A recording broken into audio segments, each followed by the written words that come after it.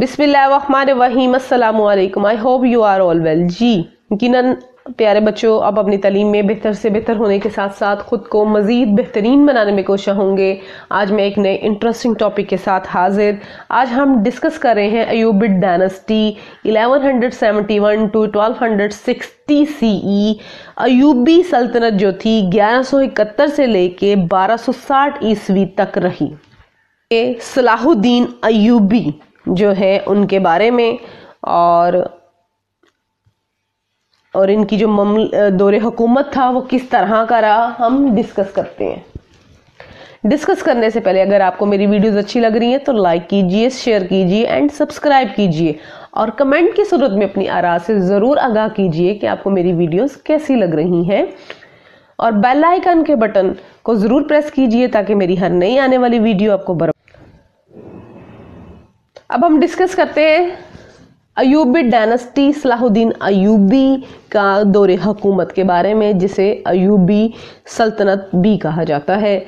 Salahuddin Ayubi 1137 to 1193 CE was the founder of the Ayyubid dynasty।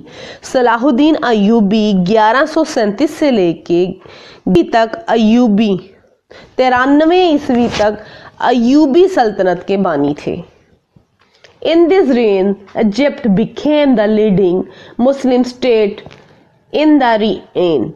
Ayyubid ruled Egypt, Syria, Yemen, Makkah, Hujaz and northern Iraq in the 12th and the 13th century CE.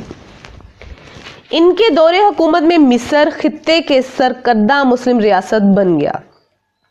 अयूबियों ने 12वीं और 13वीं सदी ईस्वी में मिस्र, शाम, Yemen, मक्का, हुज्जाज और शमाली Iraq पर हुकूमत की थी।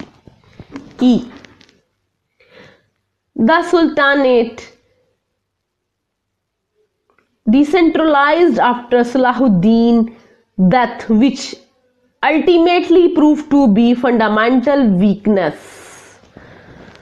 सलाहुद्दीन की मौत के बाद सल्तनत को मरकजियत हासिल हुई जो बिलाखिर एक बुनियादी कमजोरी भी साबित हुई।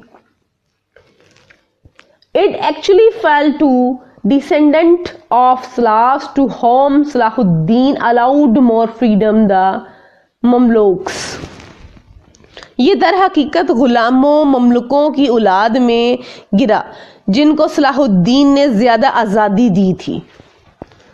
The Ayyubid are remembered for both fighting and fighting with the Christian caste। अयूबियों को हसाई सलीबों के साथ लड़ाई और मुज़ाकरात दोनों के लिए याद किया जाता है। They fought many years against the Crusaders, Salahuddin Ayyubi and Al-Kamil 1177 to 1238 CE signed treaties with the Crusaders, the latter returning Jerusalem to Christian rules for 10 years। वो कई साल सलीबियों के खिलाफ लड़ते रहे।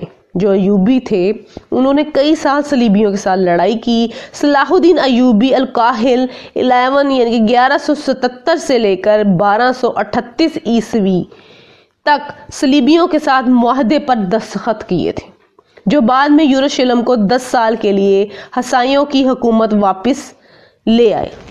यानी कि उसके बाद जो है 10 साल के बाद जो हसाइयों की जो यरूशलेम पर हुकूमत थी वो वापस आ गई थी।